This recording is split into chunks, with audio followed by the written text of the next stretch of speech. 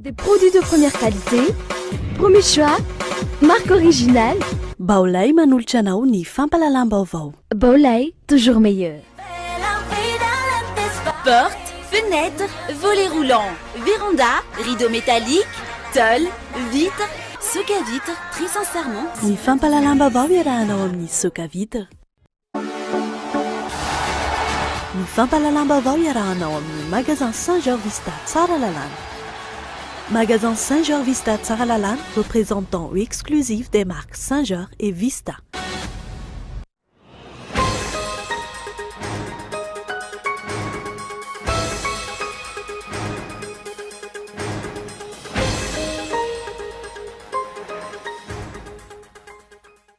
Nampiakapeo momba ny fahasahiranan'ny mponina any amin'ny faritra atsimo ny sekretena jeneraliny firenena mikambana misahana ny rarahama olona tao aorianan'ny fitsidiana ny Madagasikara. Mamarana ny fitantanana ny seranam-piaramanidina ny Ivato sy ny Nosbe amin'izao fotoana izao ny orinasa Adema, ny orinasa Ravinala, ivondronan'ny orinasa vahiny efatra no handray an-tanana ireo seranam-piaramanidina ireo mandritra ny 12 taona. Tokony ahato aloha ny fanomezan-dalana hitrandraka eto Madagasikara, efa tsy mifanaraka amin'ny vanim-potoana iainana amin'izao fotoana izao intsony ny lalàna araka ny fanazavan'ny mpahay toe-karena. Tafakatra 2.20 faingo 7.20 isan-jato ny taham-pahafahan'ny fanadinana BEPC ho an'ny Sisiko Antananarivo renivohitra, nahitana fiakarana io taham-pahafahana io mihoatra ny taon-dasa. Any ivelany kosa, roa herinandro tao aorian'ny fikasana fanonganam-panjakana tany Turkia, anatanteraka fanoloana ireo mpikambana ny folo alina ny mpitondra ny toerana. Atsasa manilana ireo jeneraly no nahazo mizapi, orinasa maro no nakatona. Ny andindinireo arahanao afaka fotoana fohy.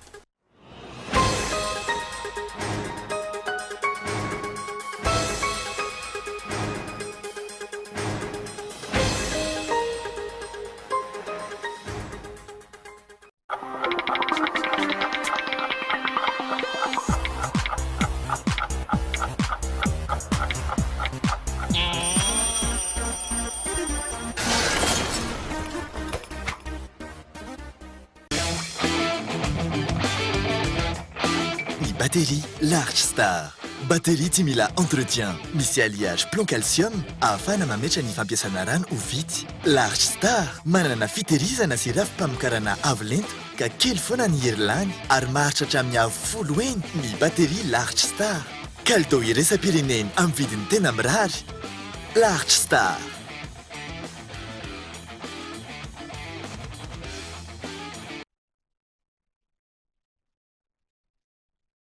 Quelle fourniture scolaire te donne plus de sensations et te motive à travailler? Des crayons robustes avec des mines résistantes, faciles à tailler et qui donnent de la couleur à ta vie. Des designs innovants avec des petits gadgets marrants qui vous font tourner la tête. Des matières ergonomiques et flexibles qui se plient à votre volonté. Des fournitures performantes et pratiques qui t'accompagnent tout au long de l'année. Maped, le leader mondial des fournitures scolaires. Maped est une marque déposée. Attention, contrefaçon. Maped.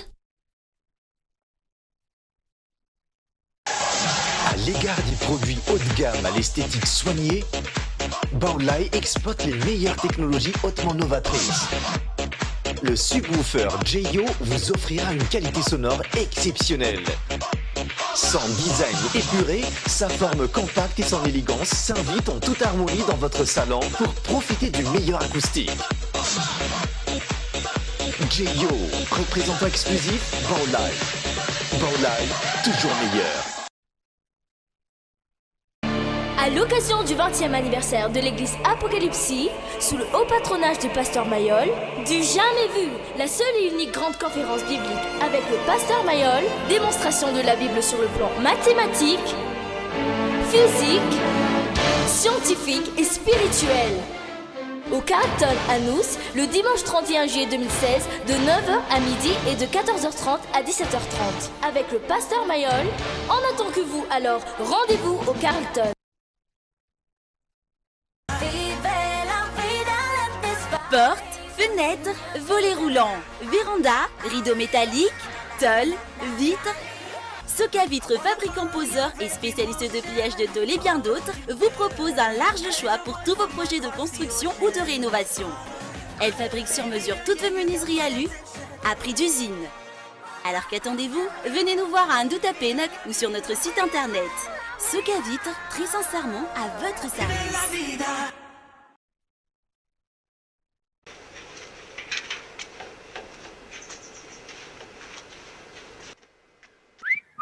Tsara kosa izy zany. Ino io loko io azafady? Primokat io ramsa. Aiza no aza ahitana an'io?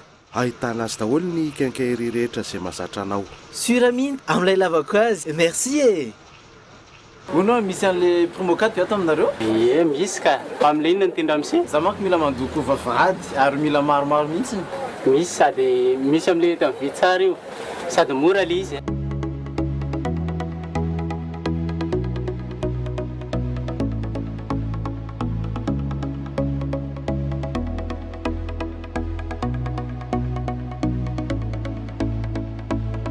Miss peinture à locaux les Primo 4 hein. Exigez la gamme de peinture Primo 4 chez votre revendeur habituel. Primo 4, une valeur sûre pour toutes les surfaces.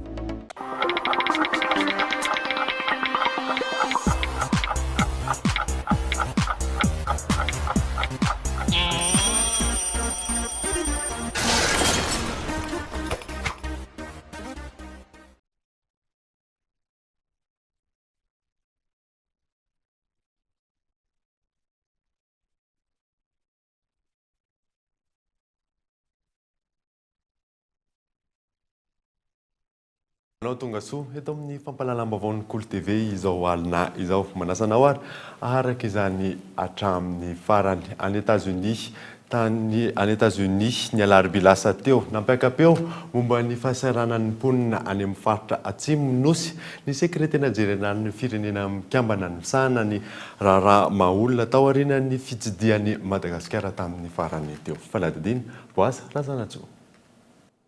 Ny 9 ka hatramin'ny 13 ny volana Jolay teo no nitsidika ny Afrika ny sekretera jeneraly ny firenena mikambana misahana ny raharaha maolona Kyun Wang Kong. Nitsidika ny Madagasikara tamin'ny fotoana io ny tenany indrindra tany amin'ny faritra atsimon'ny nosy.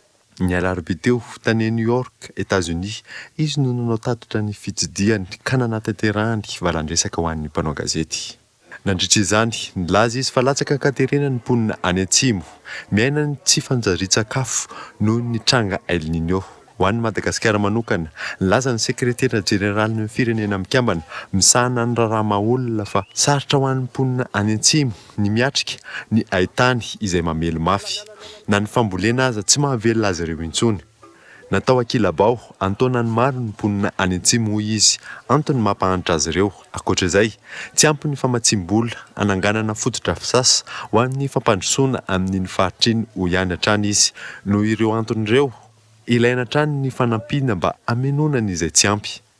Nisy ny fitsidiana sy ny firesahana tamin'ireo manam-pahefana isa-tsokajiny nandritra ny fandalovan'ny sekretera jeneraly ny firenena mikambana misahana ny raharaha maolona.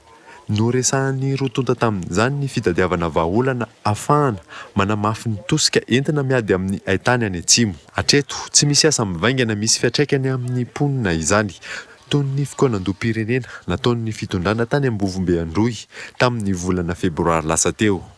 Variana amin'ny fionana sy ny fandraisana ny fionana marobe ve ka tsy hita intsony ny mponina any atsimo.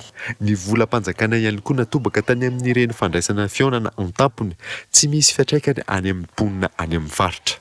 Mamarana ny fitantanana ny seranam-piaramanidina Ivato sy Nosy amin'izao fotoana izao ny orinasa Adema, orinasa Ravinala, ivondrona ny orinasa vahiny 4 no andray an-tanana ireo seranam-piaramanidina ireo ary mandritry ny 20 taona moa izay fitantanana izay fanadadina.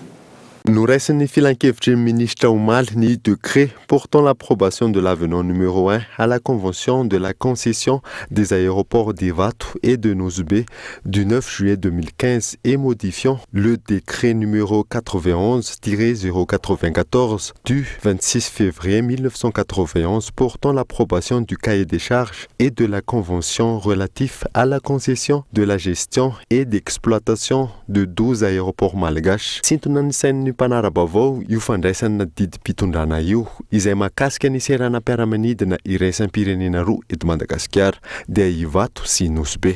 Mizotra tsikelikely arak'izany ny fialan'ny fanjakana amin'ny fitantanany ireo seranam-piaramanidina ireo izay manana toerana sy lanja lehibe eo amin'ny fiandrianam-pirenenan'i Madagasikara sy eo amin'ny lafiny ara-toe-karena izay ifamezivezen'ny olona sy entana maro isan-karazany. Tao anatin'ny tetezamita miampita makany amin'ny fanomezana ny orinasa ravinala ny fitantanana sy ny fitrandrahana ireo seranam-piaramanidina ireo isika amin'izao. Tsy aivina fa orinasa vahiny efatra no mivondrona ao anatin'ny orinasa ravinala dia ny ADP na ny Aéroport de Paris, ny orinasa Colas, ny orinasa Bouygues International Bâtiments ary ny orinasa Meridiane. Amin'ny volana oktobra any no raisin'ny orinasa ravinala antanana ireo seranam-piaramanidina ireo ary mandritra ny 20 taona ny tantanan'izy ireo izany.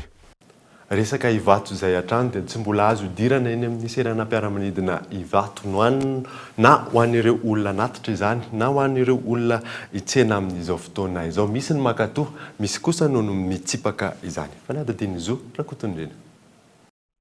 Efa ho 2 volana izao no tsy nahazo ny diran'ny mpanatitra sy mpitsena intsony tao anatin'ny seranam-piaramanidina iraisam-pirenena eny Ivato. Tsy manaiky ny fanapahan-kevitra noraisin'ireo tompon'andraikitra eny anivon'ity seranam-piaramanidina ity avokoa ny ankabeazan'ireo olona teny an-toerana izay nanontaniana androany. Marina fa misy ny antony eo amin'ny fandriampahalemana hoy izy ireo tokony ho tandremana amin'izao fotoana izao saingy zon'izy ireo no mijery ny havany na manatitra ny havany ao amin'ity seranam-piaramanidina ity. Toy ny any ivelany tokony halalaka ny fidirana amin'ny seranam-piaramanidina fa ny fisavana no atao entitra hoy izy ireo. Aéroport n'olona rehetra azo idirana ny tsika reny. En plus izay ohatra ny karaha ny olona hafa mibaikoandy izy tsy azoko sa manao izay tiako tokony mba jerena mihitsy kosa aloha ny contrat hoe iza kely olona menan'ny contrat hita amin'ny fomba manao amezana azy ny contrat e dia mba jerena tsara daholo fa manana tsy vita ny gasy ka miaro ny territoire ny gasy fa tsy maintsy n'ilay sy mahavitasa iny dia makaka ihany efa nomezana be tamin'izy tonga voalohany hoe mbola tsy tonga materiel ninina nefa fa nandoavam-bola nefa hoe avy any amin'izy nazahoany an'ilay izy dia tsy maintsy eo izy dia izao ve mbola zao ilay dia izao ihany fe fiainantsika eto. Manatitra sy maka olona ety Ivato tsy miditra ato anaty ino misy ity anatin'ny aéroport satria misy olona tena vao zay vao hiditra teto Madagasikara tsy hainany ny hafa nefa elaela dia tsy mifankahita raha tsy efa ety ivelany tsy mety mihitsy satria na ny fandriampahalemana hatramin'izay fa tsy misy eto amintsika dia ny gamsika samy gasoko hoe dia tsy hifanaja izay ilay izy dia tsy mety amiko ilay izy aloha. Satria ohatranay zao ohatra hitsena fianakaviana na hitsena client zay eto miasa eto dia tena olana hoe ilay olona mba te hiara-sakafo aminay any amin'ny restaurant any ambonina ohatran'izany hoe izay ny olana hoe tsy mba afaka miaraka aminazy zay na mitsena na manatra zany tena olana be misy ilay tsy fafana miditra. Ilay izy zany efa mba te hoe efa mba tsara ilay sécurité eto amin'ny aéroport tokony mba tsy hisatahorana zareo tsiny fa hita amin'ny daholo izay olona mivoaka sy miditra eo dia tokony mba asiana fahalalana. Ilay aéroport koa zany ohatran'ny hoe tsy tokony ho voatokana hoe ho an'ny vazaha ihany na ohatra izany fa ty aéroport ho an'ny malagasy rehetra dia tokony mba asiana ilay fahafahana miditra ao anatiny. Raha tsy aivina fanapahan-kevitra taorian'ny tranga teny Mahamasina tamin'ny 20 ny volana Jona 2012 no antony izao fanakanana izao. Ny tsy ahafahana miditra eto intsony zany dia fanamafisana trano ny sécurisation amin'ny aéroport international satria ataon'ny zavatra nitranga tany Mahamasina iny dia nandray fipetra zany ny taty ny tokony andraikitra ny faditseranana tsy azo idiran'ny mpitsena olona intsony mety mboka teo dia izay ny antony nahatonga ny izay fandraisana izay zany fanamafisana foana zany ny sécurité amin'ny aéroport tahaka izao amin'ny mahasaripady azy raha maharemarika renao dia misy gendarme ihany koa ery amin'ny fidirana ery zany karazana sondage ihany koa anankiray ifiltrena ny olona afaka mivezivezy aty amin'ny aéroport. Taorian'ilay fanapohana grenady nitranga nandritra ny fankalazana ny fetim-pirenena teny Mahamasina nisy ihany koa ny fametrahana fitaovana avo lenta fitsirihana bomba sy grenady eny an-toerana. Fanapahan-kevitra entitra tsy mijery ny tombotsoan'ny mpampiasa ny seranam-piaramanidina no ndraisin'ny mpitondra. Any ivelany ohatra ao amin'ny Nosy La Réunion rehefa amin'ny fotoana mahabetsaka ny mivezivezy ao amin'ny seranam-piaramanidina no tsy azo idiran'ny mpanatitra sy ny mpitsena ny toerana. Amin'ny fotoana mahavitsy olona kosa malalaka ny fifamezivezena saingy ny fiambenana dia entitra trany. Lafim-baovao hafa kosa dia tokony ato aloha ny fanomezan-dalana hitrandraka eto Madagasikara araka ny fanazavan'ny Paetio Karena iray. Efa tsy mifanaraka amin'ny zava-misy amin'izao fotoana intsony lalàna ampiarina eto Madagasikara. Miora manitra. Volavolan-dalàna mikasika ny renan-kibon'ny tany sy ny fitrandrana eto Madagasikara. Tsy misy intsony ny fandraisana anjaran'ireo mpisehatra hafa. Ny fanjakana ihany no mamolavola ny toy ny lalàna. Mety hitondra tombontsoa maro ho an'ny firenena ny fitrandrana renan-kibon'ny tany ary mety hahafaty antoka-azo ihany koa. Anisan'ireo firenena aty Afrika mbola manitra nefa i Madagasikara noho ifitrandrana tsy ampifanaraha-maso io. Tokony ato aloha ny famoahana fanomezan-dalàna hitrandraka. Na Madagasikara mahantra noho ny arena ambany kibon'ny tany na izy manan-karena rapitso. Zay ny le izy. Mety mampahantra antsika io ohatra ny mety mampanan-karena antsika io. Fa nakabeazan'ny tany afrikanina nefa mijanona mahantra.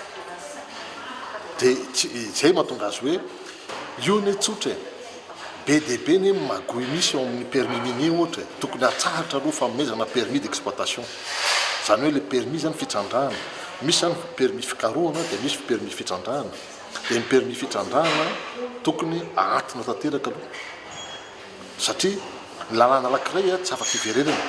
Zany hoe raha mahazo izy zany permis amin'ilay lalàna misy amin'izao fotoana dia raha misy lalàna vaovao ireo tsy azo hiverenana intsony.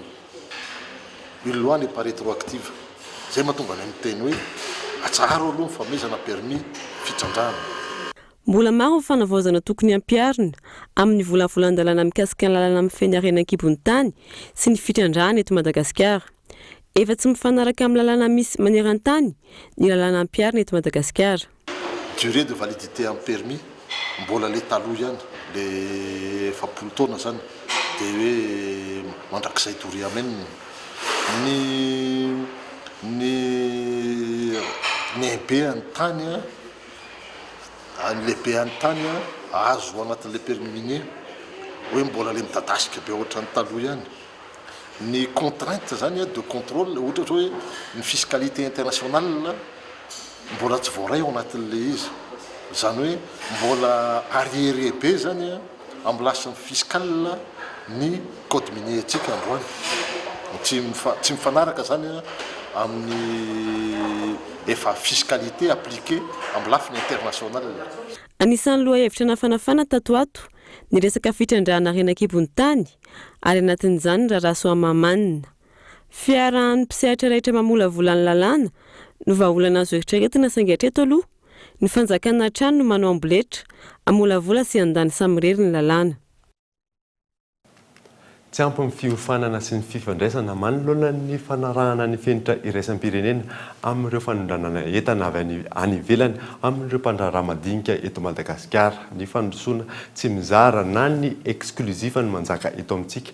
Izay ny antony mahatonga itsy izay fivoarana izay. Fanatediana narindra Randrianomanana. Fandranana entana any ivelany. Olana eo amin'ny fanatotosana ny antota-taratasy no sakana ho an'ireo mpivarotra na mpandraharaha madinika eto amintsika. Manampitrotraka izany ny tsy fanana fifandraisana amin'ny mpandraharaha vahiny. Tsy mandeha ny tsena ho an'ny rija. Ho 10 taona isaky ny herinandro no lafatra eto. Miena 10 kilao ny fanafarana nony ho an'ny Viviane raha toka 60 taona izany rehefa tsara ny tsena. Izany eo zany tsy dia mahaizana taratasy koa eo andany. Manaraka kely izy tena hoe manaraka be izy le tatsako zany efa mahay manaraka ohatrohatr'izay fa tsy mifanaraka.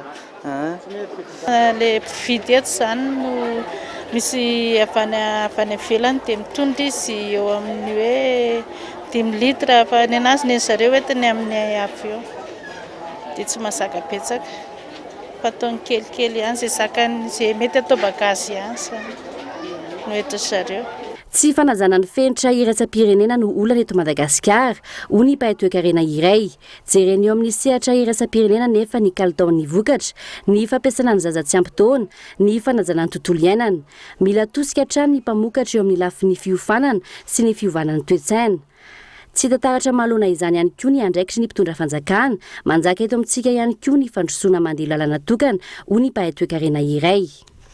Misy olona manana zay ohatra hoe zay zao ohatra mivizivizy any ivelany dia mahitsy zao ny atao any ivelany rehefa tonga aty zay voriana le tatsa dia mba hatoro azy hoentina le sary zany angeny nataon'ny Japon zany nataony azy microfinance isaky ny any amin'ny eny ambavoatra io fa raha tena mitady production professionnelle eny amin'ny mpamokatra dia tsy maintsy misy banque manohana an'izay, tsy maintsy misy système de financement zany amina taux d'intérêt viable manohana an'izay activité zay, ary zay tsy miankina amin'le tatsatsony. Noho izany zany a misy toe-javatra miankina amin'le mpamokatra fa misy koa tena miankina be dia be amin'ny tompona andraikitra ara-panjakana, ny mpitondra zany a dia ny volonté politique anatanteraka an'izay. Ny lafile voalohany na dia natao raha hoe mampiasa vola zany amin'ny resaka sosialy nefa tsy tena hoe mamokatra, tsy misy arikarena. Noho izany na mitrosa amin'io azy tsika zany dia tsy misy arikarena miforona le izy fa lasa resaka sosialy fotsiny. Dia le anankiray indray rehefa le hoe miantso an'le mpampiasa vola, rehefa be le tombom-barotra sy ny rehetrarehetra lasa n'le mpampiasa vola daholo le tombontsoa. Noho izany zany dia lasa io le hoe fandrosoana tsy mizara exclusif na fa nefa ny zavatra dia davitra izy zany dia mifantrana sady inclusif, zany hoe tena mijery le mahasoan'le vahoaka maro be. Manana fahafana mamokatra ny mpandrara madinika ary azo antoka ny tsy fisiany akora simika ao anatin'ny vokatra. Tsy miankina amin'izay fotsiny ihany nefa ny fepetra takiana eo amin'ny sehatra iraisam-pirenena ary mbola lavitra ezaka ny fampivoaran'ny orinasa izay tombony lehibe any ivelany.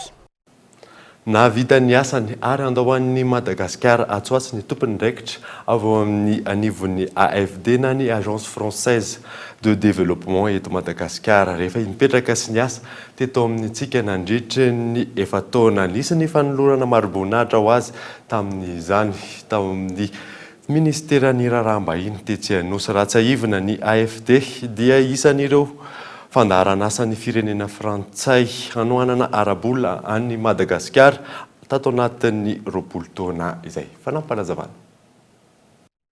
Ne nous y trompons pas, derrière ces chiffres, il y a un véritable renouveau et un changement d'ambition de la France et de son opérateur AFD à Madagascar.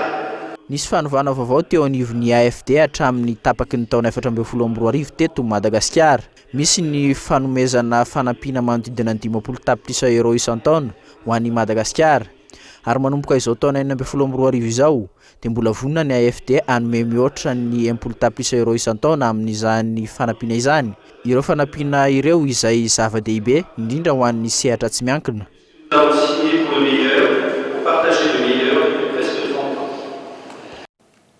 Ny commune Viliazo indray no nanantanterahany antoko malagasy miaramiainga ny asa sofanaony ankizy ao amin'ny fianakaviana sahirana ara-pivelomana no nampina nanaovana famorana faobe ary maimaimpona. Fanadadina Lili Rabiata. Taurine commune maromaro nanaovana netsika famorana faobe maimaimpona. Anjaran'ny commune ambanivohitra Viliazo district Avaradrano indray io maraina io no nisitraka izany. Fianakaviana efa niomana tamin'ny famoranany zanany reto tonga teto ireto saingy noho ny tsy fahampiany entimanana tsy afaka nanatanteraka izany izy ireo hatramin'izay. Efa ela zay nanomana titipotra ka androany mbo hoe maimaim-poana dia zay nanaovana azy androany noho ny fahaserana amin'ny malagasy. Dia zara nisy hoe maimaim-poana dia isorana PTP izy. Isorana ny fanampinan'ny malagasy miaramiainga tamin'izao titipotra zao satria manampy ny olona ny vahoaka malagasy rehetra izy. Manamaivana ny fahisairanany mponina ny hetsika tahaka izao raha nambarany ny ben'ny tanàna ny Viliazo.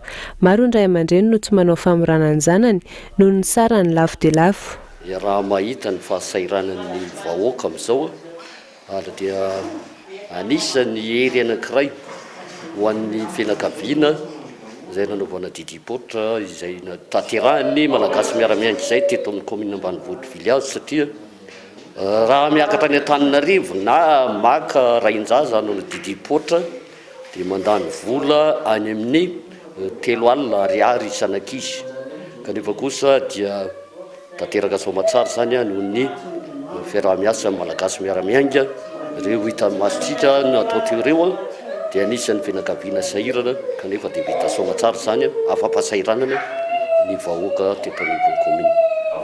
Efa maro ny hetsika fanampinan'ny sahirana ataony antoko malagasy miaramiaingy sy ny tanora malagasy miaramiaingy ary ny vehivavy malagasy miaramiaingy. Ankoatra ny teny manandrina sy ankadinandrina, isy ihany koa ny didim-potra fahobe ho atao eny Ambohimanarina, Ambohimanambola sy ny sisa. Manoloana ny vidim-piainana tsy mitsaha miakatra sy ny fahasahiranana tsy mitsaha mitombo no antony nanaovana ny hetsika. Teto Viliazo indray zany nanaovana ny didim-potra fahobe izay fanaon'ny antoko malagasy miaramiaingy asa sosialy izay ataon'ny tanora. Ny antony nanaovana izao moa dia iarahantsika malala ny fahasahiranan'ireo ray aman-dreny amin'ny fanatanterahana izao forazaza izao. Kanefa ny forazaza dia anisan'ny zava-dehibe tokoa amin'ny malagasy ka izany indrindra no nanoloranay tanana an'ireto commune reto. Efa maro ny commune vita. Dia ny manaraka zany eo Ambohimanarina indray amin'ny Sabotsy. Ho an'ny izay ala sahirana izay ihany dia misy ihany koa ny fivarotana fitaovam-pianarana izay amin'ny vidiny mora izay ho atao amin'ny tony commune ambanivohitra tony indrindra satria iaraha malala amin'ny fahasahiranana ho an'ireo ray aman-dren'ny mpianatra mampiditra ny zanany hianatra. Ka izay no antony anaovanay izay fanampiny izay koa. Ka amin'ny tapabolana androany zany izay dia hiverina indray eto amin'ny commune Viliazo hitondra izany fitaovam-pianarana ho an'ny ray aman-dren'ny mpianatra izany. Hihitatra amin'ny faritra hafa indray ny hetsika didim-potra fahobe. Anomboka amin'ny tapabolana ihany koa ny famarotana fitaovam-pianarana amin'ny vidiny mirary amin'ny commune ambanivohitra ahitana fianakaviana sahirana maromaro. Ankizy zato voafidin'ireo mpisikôrina ny mpilatsaka an-tsetrapo amerikanina eto Madagasikara no mandray anjara amin'ny Glaucamp fiofanana voalohany eto amin'ny tsika ary fiofanana ho an'ireo ankizy vavy mba handray anjara amin'ny fampandrosoana eo amin'ny fiarahamonina sy eto amin'ny firenena. Eo anelanela taona 14 sy 12 taona moa ireo mpandray anjara ireo. Fanampanazavana. Amin'izany efa mazava be fa eo anatin'ilay herinandro anaovana le Glaucamp moa zany dia mampianatra ny fahasalamana sy manino moa zany fahaiza mitarika sy fahaiza manao ho an'ireo ankizy vavy. Dia ny tanjona lavitra amin'izy moa zany dia mba misy fivoarana eo anifon'ireo tovovavy eto Madagasikara. Fa zany hoe mety tany Tamatavy na tany Fianaratsoa na Farafangana fa ity zany no nasionaly voalohany. Mandray ankizy avy manery Madagasikara. Mala nisy resaka fahasalamana indrindra resaka tazomoka sy fahadiovana dia mitohy hatrany ilay resaka fahaiza mitarika sy fahaiza miaina zany ho an'ireo tovovavy. Avy any mety afaka mitety école zegny. Voalohany ndraiky za mitety école nay akendrika. Magnambara raha jiaby mikasika raha nataonay taty zegny.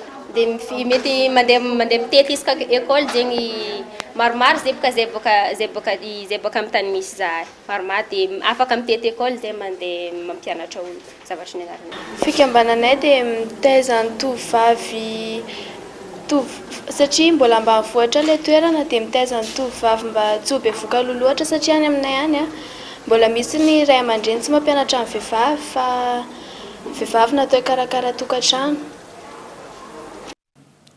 Mampinditra vola ho an'ny fokotany etra-pifoloana zato ny fanamboarana biriky.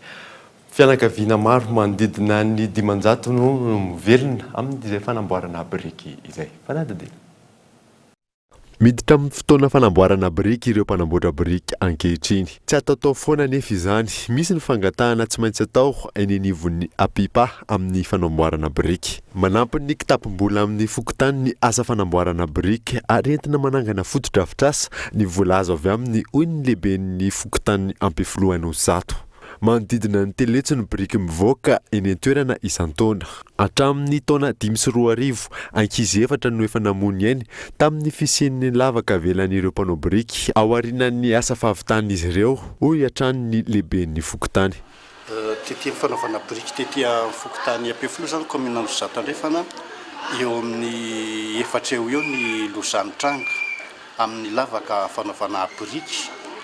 Le lavaka fanaovana biriky zany mampatonga le lozany tranga dia le ankizy tsy voafehy lasa milomanomano eny amin'ny renirano iny dia tsy mahafantatra le hoe misy lavaka amin'ny party an'le anaovana biriky dia izay mampatonga le hoe loza avy amin'le fandavana le tany le anaovana le biriky.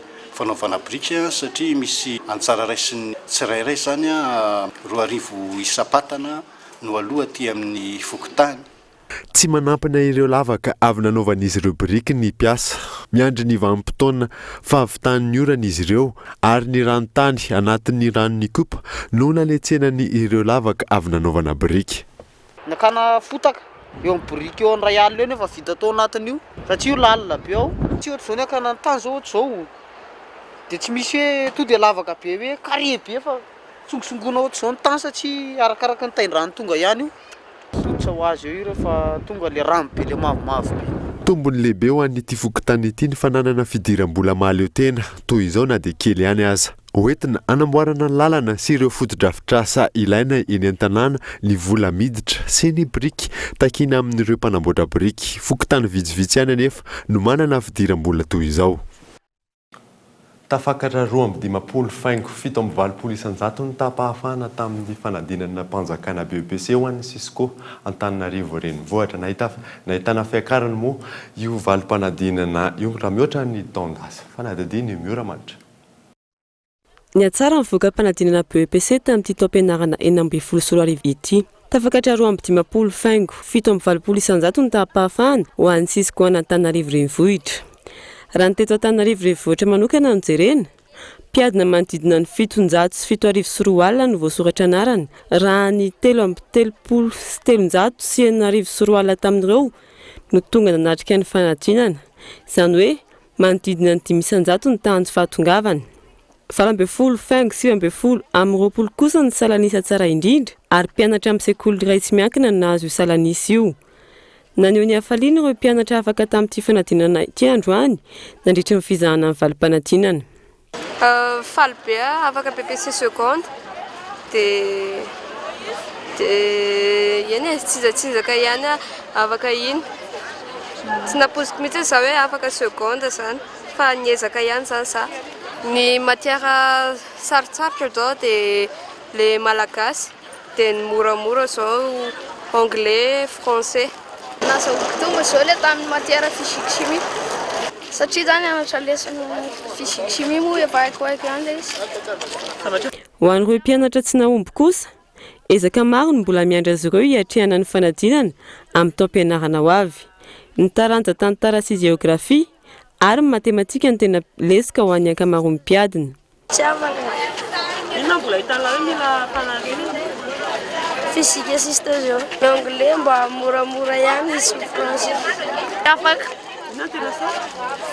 Mathématique. Le nenarana tsisy mivoaka daholo tany amin'ny stasio tena navoana azy. Le nenarana tsisy mivoaka daholo. Tsy afaka. Miezaka bebe kokoa ny natao tamin'ity. Tsy nampiova ny fahaizana sy ny fahazotoan'ny mpianatra amin'ny ankapobeny ny fanovanana ny mpiarina nandritra ny fanadinam-panjakana BEPC. Mbola tsy mivoaka ihany koa ny noty ka tsy ahafahana manao tombana. Ny fampitombona le durée aloha zany tsy mampivaky satria le sujet rehefa manao conception dia raha ohatra hoe zavatra atao adiny roa dia tokony adiny roa nataona hoe raha zavatra atao adiny telo sefany dia adiny telo sefany sujet. Io zany tsy dia mampiova fa rehefa mahay ny izy dia mahay tsy mahay no tena adiny efatsy efa tsainy. Dia ny resaka coefficient zany iny ngamba ny mety misy nefa mety relative be le izy relative be. Tokony misy évaluation scientifique zany zay vao afaka miconfirmer misy fa tsy misy fa zao moa zany vao natao le izy dia résultat-ny ity mivoaka dia mbola tokony tadiavina firy no tamin'ny stasio inona ny anina rehetrarehetra. Samy manana ny lalana ireo mpianatra ao aorianan'ny fahavitan'ny fanadinana BEPC na ny kilasy fahatelo. Ao ny misafidy ny fianarana any amin'ny sokajy teknika, ao ihany koa ny misafidy hiasa any amin'ny orinasa fakaba sy ny maro hafa. Sarotra arak'izany mitady ny tany fialana an-tsekoly ao aorian'ny kilasy fahatelo. Momba ny orinasa Jirama kosa indray dia mihitatra any amin'ny faritra maro ny fahatapahan-jiro amin'izao fotoana izao manahy mafy amin'izany fahatapahan-jiro izany amin'ny ankabeazan'ny chef secteur Jirama any amin'ny faritra Sofia ny antony tsy mahavidy gasoil entiny mampiodina ireo milina ny mamokatra herinaratra ny fanjakana. Tsy manambola hividianana solika intsony ve ny fanjakana sa tsy fantatra izy ireo fa efa ho tapitra ny tobin-tsolika farany eny Antoerana. misy mifiantraikany betsaka eo amin'ny fiainam-bahoaka ny tsy fisian'ny herinaratra na ambanivohatra io na ambony vohatra izany hoe eto andrenivohitra. Lafim-baovao afa-tanteraka kosa indray dia ny fiainany Andriamanatsoa fanomezana Rivolala indray no entina aminao anatin'ny fampalalam-baovao androany. Efa hatrany amboaka izy no jamba tsy te ho vesatra ho an'ny fiarahamonina ary izy na ny fianakaviany ka miasa tena manao taxi foana ny fakafakain'ny Boaza Razanatsoa teo amin'ny sarin'ny Erinao Razafimanana Tomasina. Fanadidi.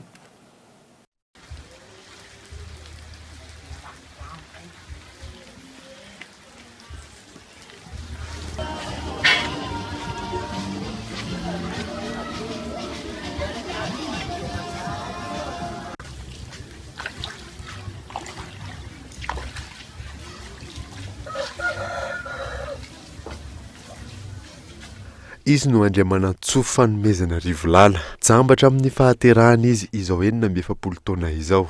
Manambady ara-panjakana ary mitondra voaka ny vadiny amin'izao fotoana izao. Na eo aza amin'ny fahasembanana mahazo azy, tsy masakana azy asy izany.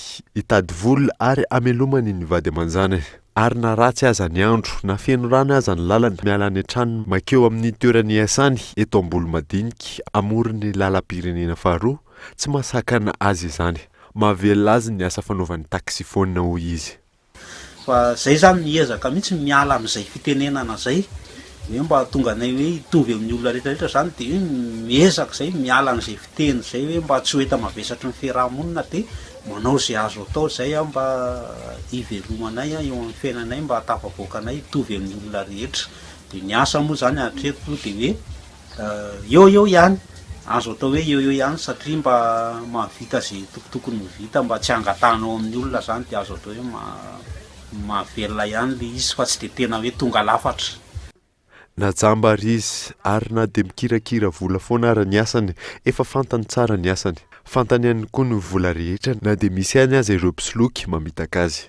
Ho anay tsy manana maso moa zany dia tsy maintsy hoe mizirena le izy. Dia rehetra zany zao misy vola afaka asehoko anao hoe manavaka azy ty zao ariary 100 zao, dia ty zao 200 dia ato moa zany misy vola tony zao, misy vola zao tony rehetra zao 1000 misy 1000 zao dia misy koa ato zao tony zao 5000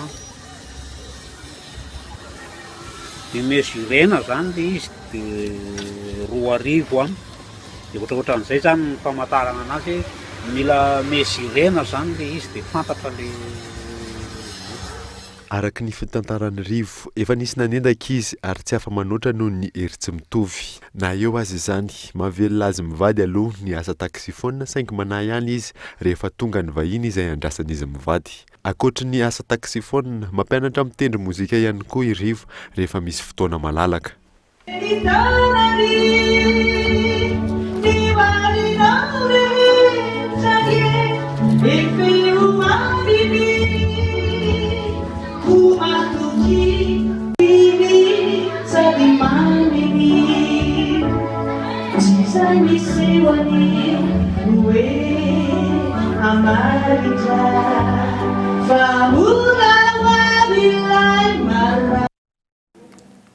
Roa taona sy tapany nitondrana tato anatin'ny Repoblika faha-efatra.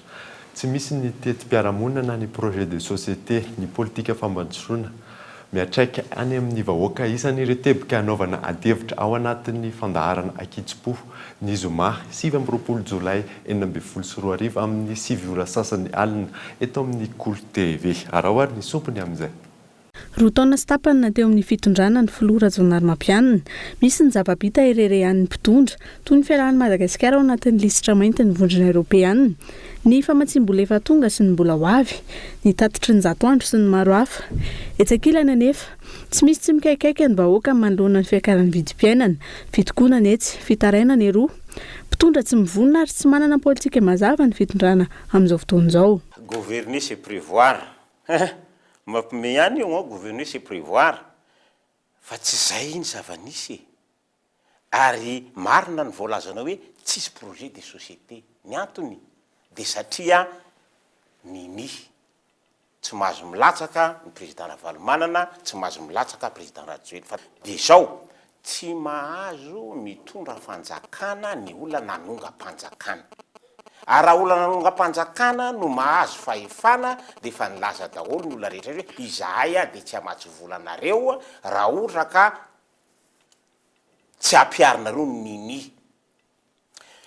Tsisy tokoa le projet de société. Inona moa satria le olona zay mety manana projet de société nge le olona ilatsaky reo e.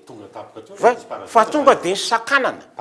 De ny parazara le izy. Na izy tompony nge miplaza zany parazara. Na izy tompony nge fa miteny an'izany. Efa nilaza zany izy. Fa ka zay ka nini. Tsika nge mizaka an'izany e. Parazara na aminareo na aminay. Mizaka an'io tsika. Tsy avy aty amintsika nge io e. Fa avy any ivelany mitaky an'io io zavatra io. Ka tsy hisy discours ra programme ninina hoe mandeha am'izay laoniny zany. Io le mitsanganary malagasy io mandrafety ianareo projet de société anarenana zao toekareny zao fa hoe tsy mety ny zavatra mandeha am'izao fotoana zao de mindrasa 2018. Oeto fidiny olona raha olanin'ny olona zany. Ao anatin'ny fandarana Kitspor rampitso amin'ny sivura sasany alina no anarahanao ny toy ny ady-hevitra mikasika izany. Vahin'ny fandarana Andriamatora Kotovaza Olivier, sekretera jeneral ny MFM, manohana ny fitondrana sy Andriamatora Bona Oljaona mitarika ao anatin'ny hetsika mitsanganary malagasy ary filohan'ny antoko Emergence de Madagascar. Lafim-baovao hafa kosa indray dia miparitaka any anatin'ny tambazotra tserasera androany ny sarina zandary tany eo amin'ny poste avancé Ambatoboeny izay novonoiny dahalo tamin'ny fomba feno abibina ny 14 ny volana Jolay lasa teo noho ny fanadadiana nataon'ny zandarmerie pirenena Ambatoboeny. Olona 10 no natao fanadadiana amin'izao fotoana izao ary ahahina ho tompon'antoka tamin'ny famonoana mpitandro ny filaminana io. Ratsaivona manodidina nanarady dahalo niaraka tamin'ny fokon'olona moa ireto mpitandro ny filamenana ireto ka izao novonoiny dahalo izao ka tafiditra tanaty kizo no nafaty azy ireo. Dia zay ny ivadiantsika lafim-baovao iraisam-pirenena kosa indray. Roa herinandro tao aorian'ny fikasana fanonganam-panjakana tany Turquie anatanteraka fanoloana ireo manamboninaitra maro ny ao anivon'ny fanjakana any toerana. Orinasa maro koa moa no nakaton'ny fanjakana. Fanadiny eo amin'ny sary France 24. Mitondra rano Turquie taorian'ny fikasana fanonganam-panjakana ny 15 Jolay lasa teo. Ireo mpitandro ny filaminana, ny fitsarana, ny fampianarana sy ireo orinasa an-gazety no iaran'izany. Amin'ny ankabeny jeneral sy amiral miisa 720, gazety 520, televiziona 440 no nakatona taorian'ny didim-panjakana nivoaka omaly. Raha ny fanazavana, ny fisian'ny état d'urgence no nahafahana nandany ny lalàna tao anatin'ny filakevitry ny minisitra. Fa ireo orinasa an-tserasera moa no isan'ny arany vokatry ity fikasana fanonganam-panjakana ity. Ankoatra ireo voalaza teo aloha, orinasa an-gazety 3, radio 320, magazina 520, trano-pamoahana 720 ihany koa no nakatona. Tsy mbola nivoaka amin'ny fomba ofisialy ny lisitra ireo orinasa ireo hatreto. Etsy ankilany, fantatra ihany koa fa anatanteraka fanoloana ireo mpikamba ny 10 alindany mpitondra ny antoerana na ny remaniement général. Alohan'ny sarana dia averina aminao ireo ny vaovao nisongadina androany. Napiaka-peo momba ny fahasairana ny mponina any amin'ny faritra Atsimonosy ny sekretera jeneral ny firenena mikambana misahana ny raharaha mahaolona tao aorian'ny fitsidiana ny Madagasikara. Farany teo mamarana ny fitantanana ny seranam-piaramanidina Ivato sy Nosbe amin'izao fotoana izao ny orinasa Adema, ny orinasa Ravinala izay vondronan'ny orinasa vahiny 4 moa no andray antanana mandritra ny 20 taona tafiakatra. 220 faingo 720 isanjato ny tapahafahana fanadinana BEPC ho an'ny Cisco Antananarivo renivohitra. Dia izay no mamarana ny fampahalalam-baovaontsika izao alina izao. Nakasitrahana ianao nanaraka izany hatramin'ny farany. Veloma tompoko.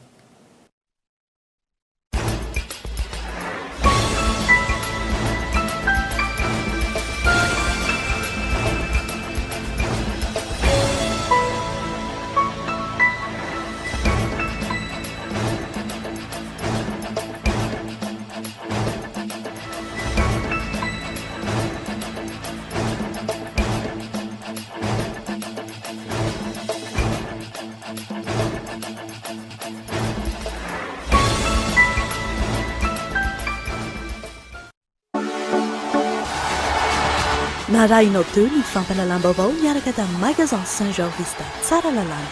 Magasin Saint-Georges Vista tsara lalàna, représentant exclusif des marques Saint-Georges et Vista. Portes, fenêtres, volets roulants, véranda, rideaux métalliques, tôle, vitres, soca-vitres, très sincèrement. Ny fampalalam-baovao niarahanao tamin'ny soca-vitres. Des produits de première qualité, premier choix, marque originale. Baolay nanolotra anao teo ny fampalalam-baovao. Baolay, toujours meilleur.